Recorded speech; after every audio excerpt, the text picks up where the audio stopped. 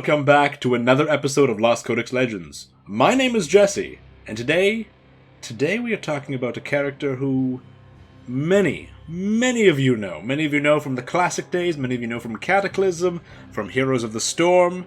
I'm talking about the Firelord himself, Ragnaros. Today, we're going to be exploring the story of Ragnaros the Firelord from his very earliest origins. All pre-Titans, pre-Old Gods, just elements. Through Cataclysm, and including Battle for Azeroth, where there's some interesting little tidbits that I will mention at the very end. Without further ado, let's dive into the Lord of the Firelands himself, Ragnaros. Ragnaros' story starts at the very beginning of Azeroth's history, when the elements warred against each other across a volatile, primordial planet. Of course, the Titan within Azeroth was newly born and sleeping, lurking within the core of the planet while the elements roiled and raged outside. Of course, there are 5 elements: the element of fire, air, water, and earth. And of course, the last one, the element of spirit. Because baby Titans, Azeroth in particular, are very hungry babies, the element of spirit was mostly consumed by Azeroth, and this caused an imbalance between the other 4 elements, thus turning them to angry, very chaotic, natured elements. While other worlds, where the spirit element isn't consumed or vastly absent, the elements tend to be more calm and peaceful. But not Azeroth. Each element type was ruled by an elemental lord: Ragnaros the Firelord, Alikir the Windlord, Therazane the Stone Mother, and Neptulon the Tidehunter. Now, out of the 4 elemental lords, Ragnaros was the most violent. He was the most brutish, the most angry, and of course this meant the other elemental lords hated him more. But that didn't matter when friends arrived, in the shape of old gods. Of course, the elemental lords enjoyed fighting each other, but when a couple old gods crash-landed on the planet and started spreading their armies, they weren't having it. This was their world to beat each other over, not some bags of flesh. And so the elemental lords teamed up in a strange unison to fight the old god armies. Ragnaros worked together with Alikir the Windlord to create vast firestorms that raged across Azeroth. Unfortunately, this didn't mean much, as the old gods ended up winning the battle, and the elemental lords were all enslaved. Shortly after this, the old gods created their Black Empire, and shortly after that, of course, the Titans arrive. Now, the Titans were too large and too powerful to fight the old gods themselves, or the elemental lords, and so created their armies of Titanforge. Now, before the Titanforge could get to the old gods and take them on themselves, they had to get to the elemental lords. And so the Titanforge and the leaders of the Titanforge, the Keepers, would team up together to bring down each of the elemental lords and not kill them, but overwhelm them. The Keepers Tyr and Odin fought together side by side to defeat Ragnaros. For weeks they clashed and dueled with the Firelord, eventually pushing him back into his little corner and defeating him and subduing him. Shortly after the 4 elemental lords were defeated, Highkeeper Ra and a Titanforge sorceress by the name of Helia worked together to create the elemental plane. They were going to imprison the 4 elemental lords rather than kill them, and each of the 4 elemental lords was banished to a different corner of the elemental plane. Ragnaros himself was banished to the Firelands. Of course, once banished to the Firelands, Ragnaros built himself a pretty swanky house. He called it Sulfuron Keep, this massive citadel of molten metal and fire. And after that, the other elemental lords did what they did best and just kept beating the snot out of each other. Because what else are you going to do? You're going to go for a swim in the elemental plane? No, everyone does that. You're going to fly a kite? You're going to... What do you do in the Firelands? Barbecue something? No. You fight and you beat each other up because that's what you do. And Ragnaros continued his next several thousand years just being angry in general. Ragnaros' anger was focused particularly on Prince Thunderon, who could be the son of Alikir, the son, or just another lesser lord of the wind elementals. Either way, through some betrayal by Baron Geddon and Gar, Prince Thunderon was forced into an encounter with Ragnaros, and it didn't go well. Ragnaros and Thunderon fought and clashed for ages, and in the end, Ragnaros ended up winning the battle. Ragnaros consumed most of Thunderon's power. What little remained of Thunderon's power was locked away within a small talisman, in which Ragnaros split that into 2 pieces, gave one to Gar, gave one to Baron Geddon, and that is relevant to the Thunder Fury questline in Classic. After that, Ragnaros just ruled in Sulfuron Keep, doing what he did best, being angry at everyone, and that happened for several thousand years. Ragnaros becomes relevant again in the story beyond the elemental plane when the War of Three Hammers happens. About 250 years ago, the Dark Iron Dwarves decide we're gonna stir some shit up, and they decide to reignite the War of Three Hammers. They were evidently still bitter about losing Ironforge with the battles against the Bronzebeard clan and the Wildhammer clan, and so they decide to start this whole battle. Sorcerer Thane Thorison and his wife Modgud decide to attack two different dwarven capitals instead of all focusing their attention on one, which would have been the smart thing to do. They decide, no, let's do two in one.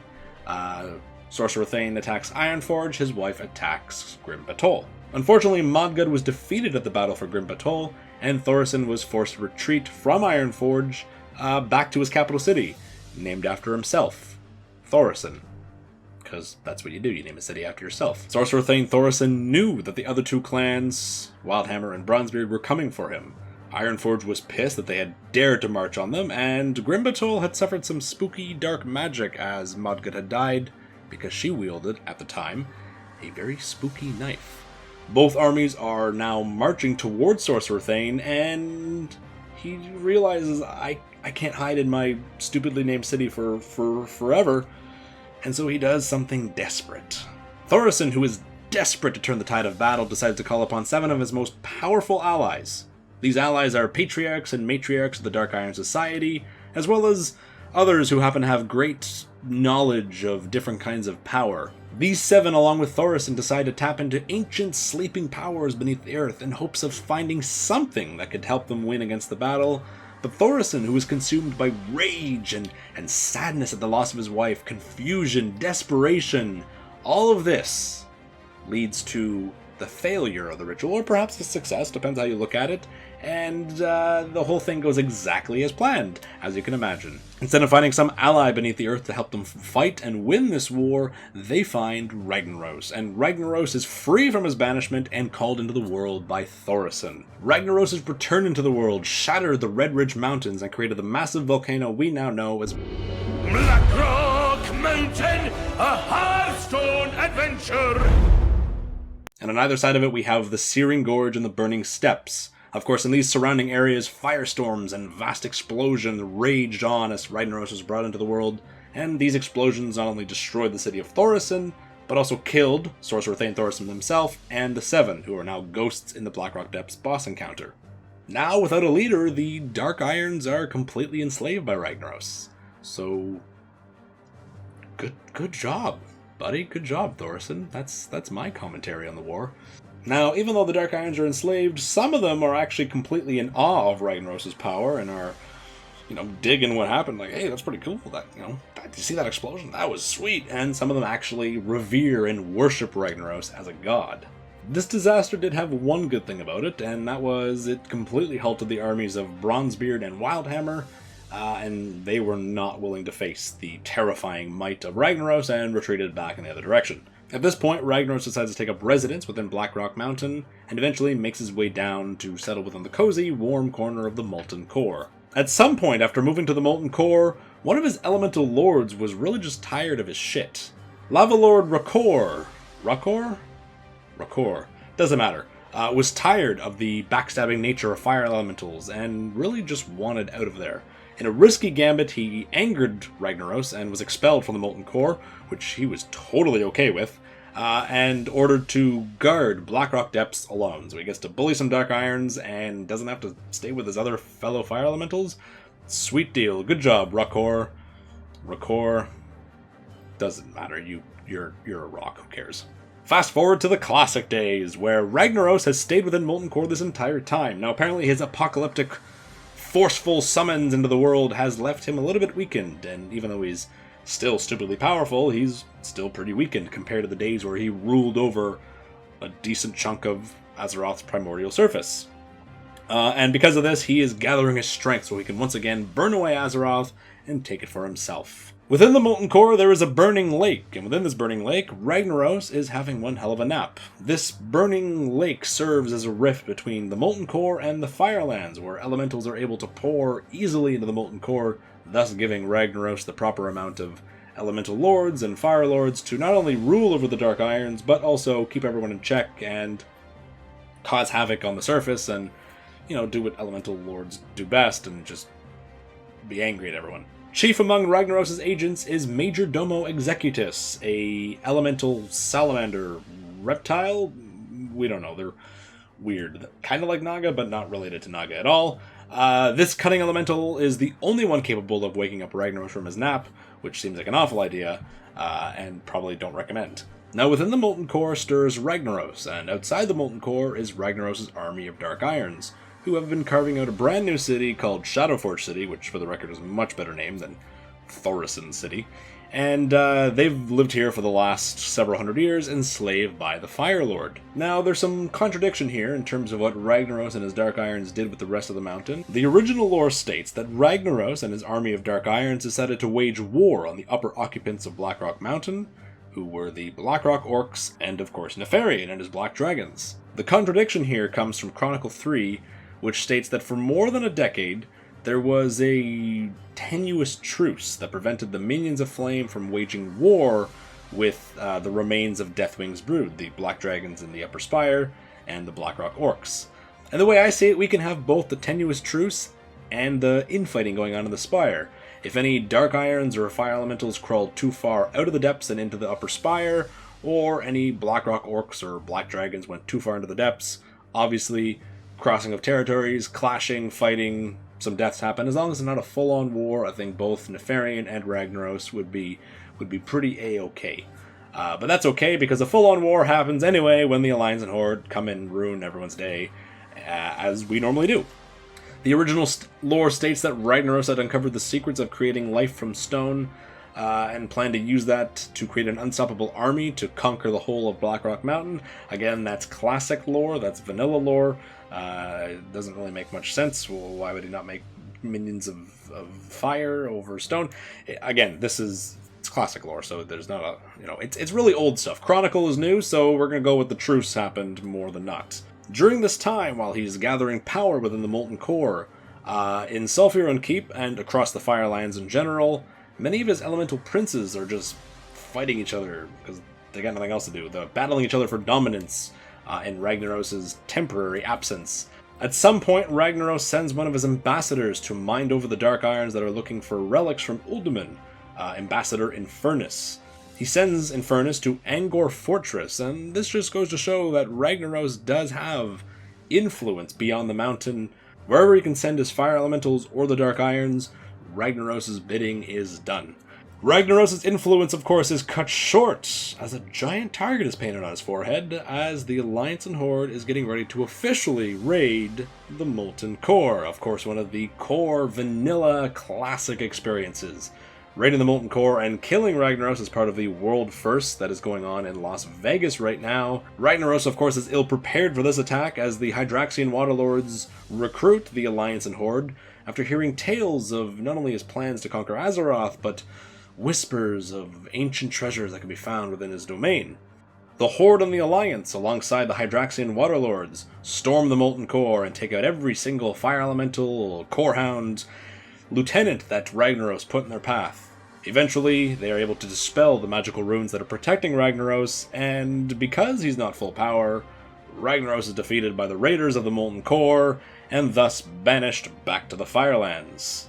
Ragnaros' story becomes prominent again during the Cataclysm, where, after his defeat in the Molten Core, he resides within Sulfuron Keep at the heart of the Firelands. When Deathwing breaks free and decides to fly around Azeroth setting everything on fire, Ragnaros thought it would be more advantageous to ally with him, as they're both minions of the Old Gods, or Ragnaros has served the Old Gods before, as Deathwing does in this time. With a unified army of both Deathwing's minions and Ragnaros' elementals, they settle their eyes on Mount Hyjal. Ragnaros thinks, hey, that's a tree. I can burn it. Let's do it. This unified army decides to attack the tree, and many Guardians of Hyjal and other adventurers come to its defense. Cenarius, Malfurion Stormrage, Hamul Rune Totem, many adventurers, the Wild Gods are summoned back into the world. Everyone has a great big old battle if you've done the Hyjal, Leveling Zone, and Cataclysm, and we manage to push Ragnaros back into the Firelands. It is during this point that after Ragnaros has been pushed back to the Firelands a second time, third time, doesn't matter, our friend Thrall has found his connection to the elements a little bit weak, a little bit spotty, like a really crappy Discord call. And of course, the one to pick up the call is Ragnaros.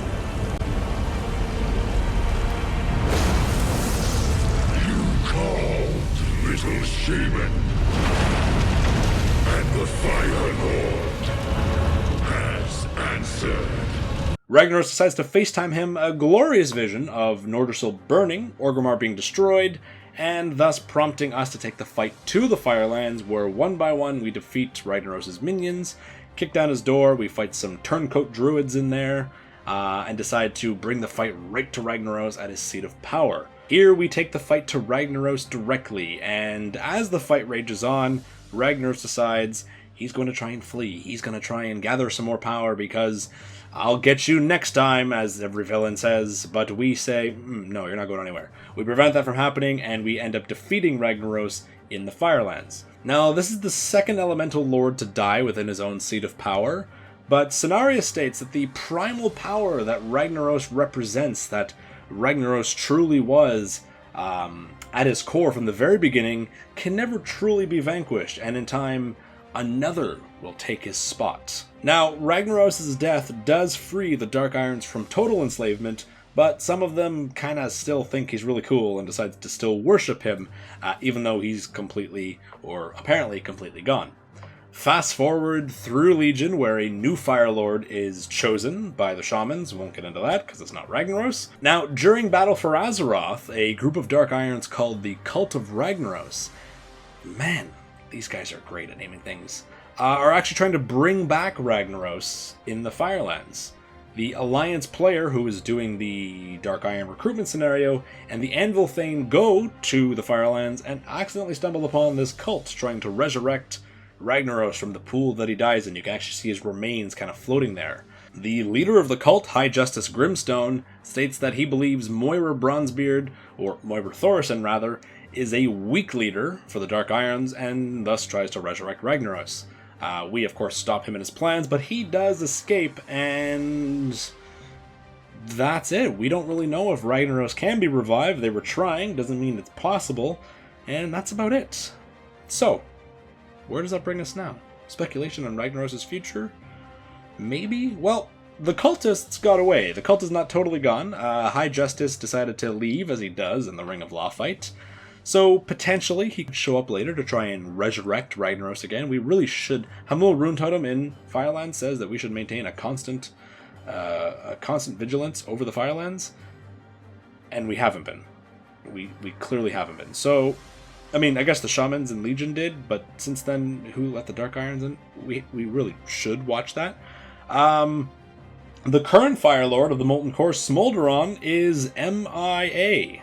We don't know what that means. It's kind of a vague reference from the High Justice.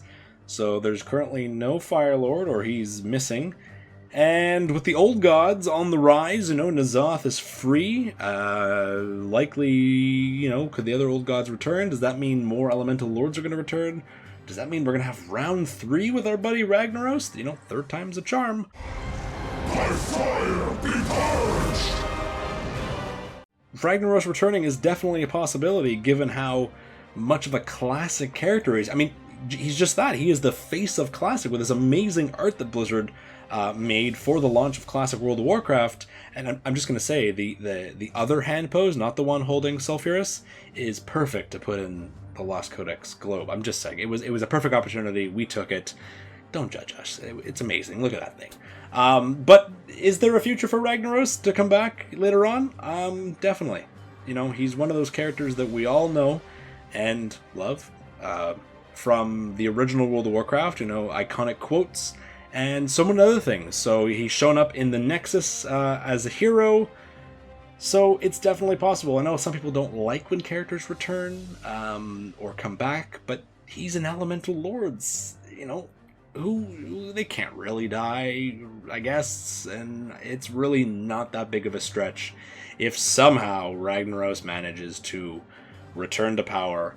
It'd be a nice little twist if the Dark Irons manage to, I don't know if you could enslave Ragnaros, but how cool would it be if they gain Ragnaros as an ally, or like a temporary ally? Maybe he's sick of joining the old gods. He's just really pissed off, and he says, "You let me burn some things, I guess, and maybe I'll join you. I don't think he'll join the Dark Irons, especially since he had them enslaved forever, but how cool would it be? Maybe the Dark Irons enslave him. They turn it around. I don't think Moira's powerful enough for that, but maybe there's a way to do it. I don't know.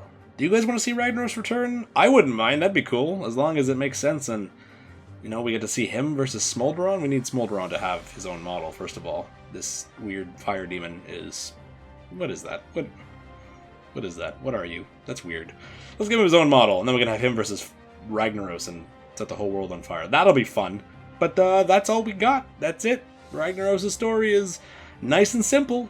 And maybe has some more to it, we don't know. Special shout out to Shandryn and Laytis for your awesome note-taking and organizing of Ragnaros' story. Another shout out, of course, to Sage for all the awesome feedback and comments, both on these videos and our thumbnails and everything like that. You guys can check out Sage on Twitter, where he does a whole bunch of amazing graphic design work for a lot of content creators. I mean, a lot of people, specifically Bellular. He does some nice stuff. So go check him out on Twitter. Definitely is a good place to start. Another massive shout out to our patrons. For without them, these videos would not be possible. We are trying to make as much content as we can to tie you guys over until the big animated lore videos, and that is currently in production right now. But in the meantime, we're putting up this smaller content, and without our patrons over on patreon.com/Lost Codex, this kind of stuff wouldn't be possible. So if you do want to support our channel in any way, head on over to patreon.com, links in the description, or you can subscribe to us on Twitch. We will be bringing up our Twitch channel again very soon. And of course, your comments and your thumbs up and your feedback, all of that helps us so much. So thank you guys. Any and all of your support is greatly and most truly appreciated. And I'd, of course, as I ask in every episode, how did you enjoy this episode? What do you guys think of Lost Codex Legends? Is there anything I can improve on? Anything I can add to make this a more enjoyable experience for you guys? Let me know in the comments below. And with that, that's all we got. That's it. It's almost time for a Classic. It's too soon because Classic isn't out yet. Well, maybe. Depends on if this video doesn't render properly. I'm hoping that if you watch this, it's before the Classic launch. And if you're watching this during Classic, then that pun made no sense. And if you've never heard any of Ragnaros' jokes, that pun made no sense. And in which case, I'm just rambling and delaying the video. Delaying the end of the video. Probably should just stop talking. But I'll be back later this week with another episode of Lost Codex Legends featuring... Who knows? Who knows? I know, but you guys don't. But you'll know later this week. Definitely. Alright, enjoy Classic, enjoy Battle for Azeroth, enjoy your week, have a great week, and enjoy the end of August. And that's all I got. Bye, guys.